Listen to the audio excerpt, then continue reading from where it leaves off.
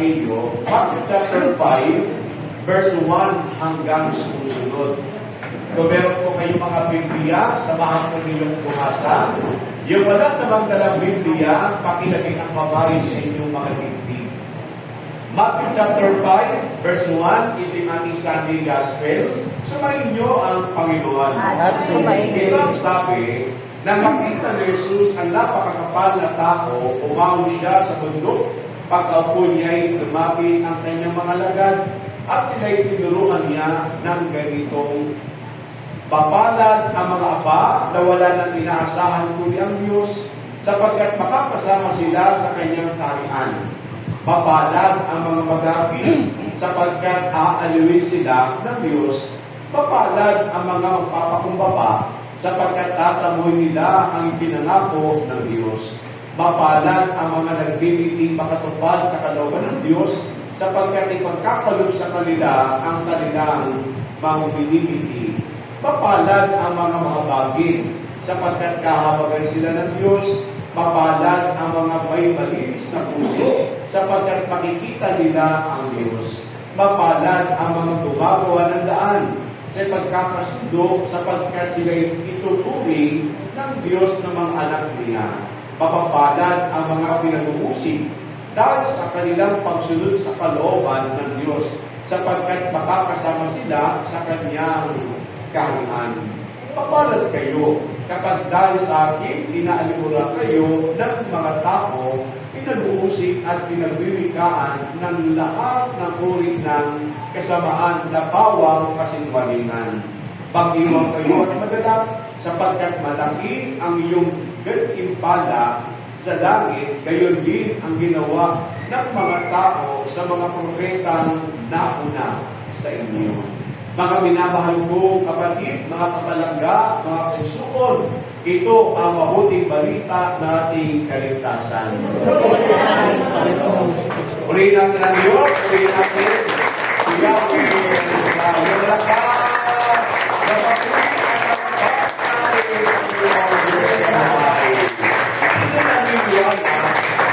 Kabilang tayo sa mga mapapalad.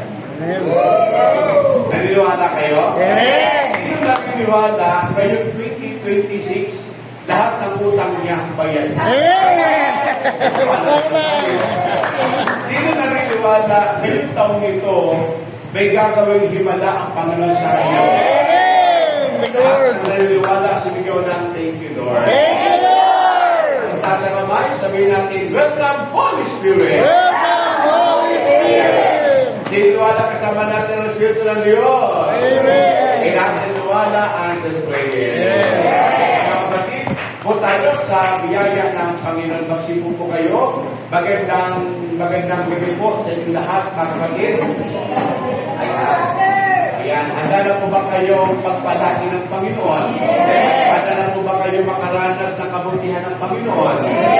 Ang sabi po sa ating binasa, mga kapatid, ayon sa turo ni Jesus, makakamit ng tao ang pagiging mapalad, hindi sa yaman o kapangyarihan. Mga kapatid, ulitin po natin ha. Baka pa sa Panginoon, sabi po ito, ayon sa turo ni Jesus, makakamit ng tao ang pagiging mapalad, hindi sa yaman. Mga kapatid, kapag tayo pala ay ipagkakalob ng Diyos na tayo ay maging mapalad, mga kapatid ko sa Panginoon, hindi po batayan ang kayamanan. Hindi po batayan, mga kapatid ko sa Panginoon, yung anumang mga bagay. Naku, hindi ko kasundo dahil sinabi ko. Patayin mo na lang yung brother. Okay. Patayin mo na lang. Malamig. Malamig naman, no? Ayan, ayan. Palakpakan natin ang Panginoon. Okay, kapatid. Ang sabi nito, ayon sa turo ni Jesus, makakamit ng tao ang pagiging mapalad, hindi sa yaman o kapangyarihan, kundi sa pamumuhay ayon sa kalooban ng Diyos. Kapatid, pagkaganap sa buhay natin, yung sinasabi ng Panginoon, beatitude o yung pangangaral na pagiging mapalad, kapatid sa Panginoon. Kundi, ang taong nakakaranas ng mapalad, kapatid sa Panginoon, hindi sa material na bagay. Hindi sa mga nakikita natin, hindi sa tinitirahan natin, hindi sa mga nakakain natin, hindi sa mga dumarating sa atin, mga kapatid. Yun ay karagdagan na lamang eh. Mga kapatid, yun ay bonus na lang na binibigay ng Panginoon sa mga taong nagpapatuloy, sa mga taong sumusunod sa Kanya, sa mga taong nagpapagamit sa ating dakilang Yahweh El Shaddai. Kaya ang sabi ko dito, mga kapatid, kung hindi sa pamumuhay ayon sa kalooban ng Diyos, mga kapatid. Paano natin makakamit ang pagiging mapalad? Mga kapatid, paano natin makakamit ang pagiging mapalad? Mga paraan para maging mapalad ayon kay Jesus. Mga kapatid, unang bagay, mga kapatid, ang tao mapalad, ang tao nakakamit ng mapalad, mga kapatid, ay mapagpakumbaba at umaasa sa Diyos. Ha? Ito yung inaasahan ng Panginoon sa atin. Baka pati sa Panginoon, yung tayo po ay maging magpakumbaba na kung anong meron ka, hindi tayo nagmamalaki, hindi tayo, baka pati, hindi tayo naging mayabang sa kapwa natin, baka pati, bagamat ang Diyos ay may itinuturo sa atin, mapalad ang taong nagpapakumbaba. Bakit, mga kapatid? Sapagat ang taong nagpapakumbaba, ang mas lalong kinalulundan, ang mas lalong kinasisiyahan, ang mas lalong kinagpapalat, kinagbuti, at ang lalong kinagpapasalamaan ni Yahweh Israel. Kaya sabi po ng Panginoon, mga kapatid, mapalad ang mga duka sa spiritual, mga kapatid. So, kapag tayo po ay namuhay, na nagpapakumbaba at umaasa tayo sa Diyos, mga kapatid, ito ang kailangan na kailangan ng Diyos para sa atin, mga kapatid. No? Kaya, pag tayo po ay nagpapakumbaba sa harapan ng Panginoon, mga kapatid, hindi naghahanap ang Diyos ng anumang bagay na pwede natin ipakita sa Kanya. Hindi nag-aanap ang Diyos ng ipagmamalaki natin, Lord. Ito yung ginawa ko eh. Lord, ito yung sinakripisyo ko. Hindi, mga kapatid. Ngunit kapag tayo ay nagpapakita ng pagpapakumbaba, mga kapatid, may gawin ka man sa wala, mga kapatid. Hindi ka nagmamalaki, nagre-reklamo, bagkus, nagpapasalamat ka sapagkat nagagawa mo ang kalooban ni Yahweh Israel. Amen. Hallelujah. Amen po ba? Amen. Amen po ba?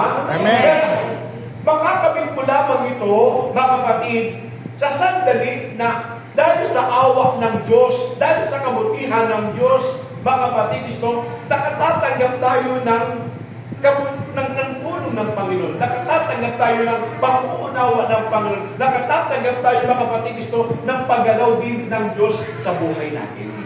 Kasi, ang Diyos, mga kapatid, mga kapatid, hindi natin magagawa ang magpakumbaba kung wala ang Diyos sa atin. Amen. Naniniwala kayo? Kahit gusto mo man maging pagpakumbaba eh. Pero kapag ang presence ng God, kapag ang gabay ng banal na Espiritu, kapag ang pagtanggap ng kalooban ng Panginoon sa buhay natin ay wala sa atin, mga kapatid, hindi mo magagawa yung pagiging mababalo. Magagawa mo lang na maging mababa ang kalooban mo, mga kapatid, kung ikaw at ako na kaisa natin ang Diyos, may pananampalataya tayo sa Diyos, kinikilala natin ang Diyos sa buhay natin. Kapag hindi kilala natin ang Diyos sa buhay natin, mga kapatid, mismo ang Diyos ang magtuturo, ang hindi natin kayang gawin, ang hindi natin kayang ipakita sa buhay natin, mga kapatid. Kapag ang Diyos ang nagturo sa atin, lahat ng hindi maganda sa pagkatao natin, aalisin ng Panginoon at ang pagbabago at pagpapakababa ay darating sa mga anak ni Yahweh El Shaddai. Tingnan niyo yung alarwa. Tingnan niyo ha. Hindi lahat ng Kristiyano may taglay ng pagpapakumbaba. Hello? Hindi lahat ng taong may relasyon sa Diyos na kagagawa at nagpapakita ng pagpapakumbaba. May mga kasama tayo sa gawain ng Panginoon. Ha? Mga kapatid, yung ginagawa niya, isinusumbat niya sa kanyang kapwa. Hello? Yung ginagawa niya, mga kapatid, ipinagmamalaki niya sa kapwa niya. No? Yung ba yung sense ng pagpapakumbaba? Hindi. Yung ba yung sense, mga kapatid, ito na kapag ang Diyos ay karelasyon natin, kapag ang Diyos ay kakilala natin, mga kapatid, dapat ba natin ipagmalaki yung ginagawa mo? Dapat ba bang ipagmalaki na ikaw ang nagbuhat ng bangko? Dapat ba natin ipagmalaki? Hindi, mga kapatid. Ang nagpapakababa, mga kapatid, tahimik at masayang ginagawa ang kalooban ni Yahweh. Amen. Amen po ba? Amen po ba? Amen. Pakalawang bangkay. Paano natin makakamit ang pagiging mapalad? Pangalawa, mga kapatid, magkaroon ng malinis na puso. Pagkakamit natin ang pagiging mapalad, mga kapatid, sa Panginoon sa sandali na yung puso natin, mga kapatid, sa Panginoon. Kaya nga, dapat sinusuri natin yung ating spiritual life, mga kapatid. Baka minsan, yung kabibiro-biro mo, nakakasakit na tayo ng damdamin ng ibang tao. Hello? Diba? Baka minsan, mga kapatid, ito na yung damdamin ng ibang tao ang sasabihin sa atin, lingkod ka pa naman ng Diyos. Nag-praise ka pa naman. Pero nakakasakit tayo ng puso ng iba. Baka pati sa Panginoon. Kaya ang pagiging papalad, mga kapatid, ay magkakaroon ng may malinis na puso. Yung malinis na puso, mga kapatid, hindi ikaw ang magiging dahilan ng tampo o sama ng loob ng iba, kundi ikaw ang magiging dahilan ng kapayapaan, ng pag-ibig, ng pagpapatawad, na kagaya ng pagmamahal at pagpapatawad sa atin ni Yahweh. Kaya sabi ko ng Panginoon, mapalad ang may malinis na puso. Ha? Mga kapatid, ano sabi dito? Pagiging tapat.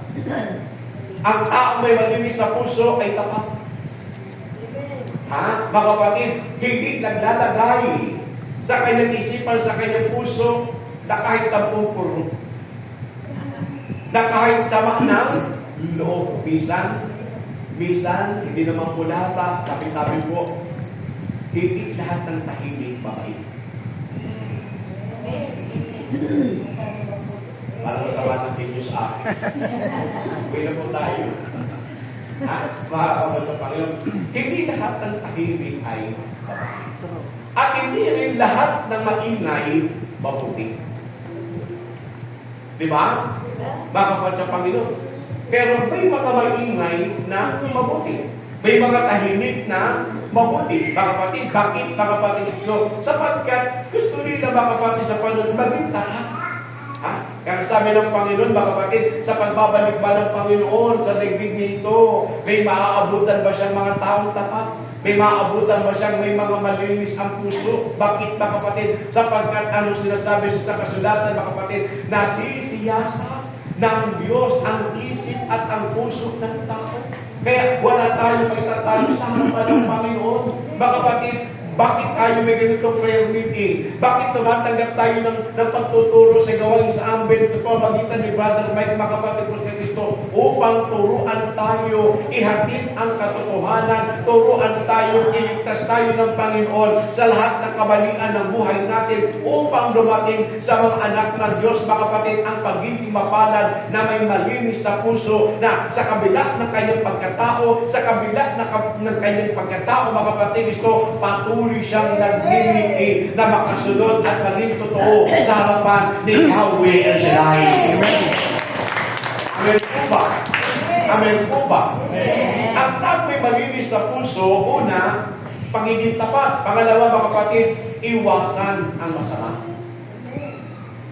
Ha? Iwasan ang masama. Alam mo, hindi maganda ang kanyang ginagawa, huwag kang sasakayo. Bakit? Pananagutan mo yan pagdating ng panahon. Hindi ka nga sumakayon, umuo ka naman. Di ba? Huwag natin sa kayunan. Alam natin mali, mga kapatid,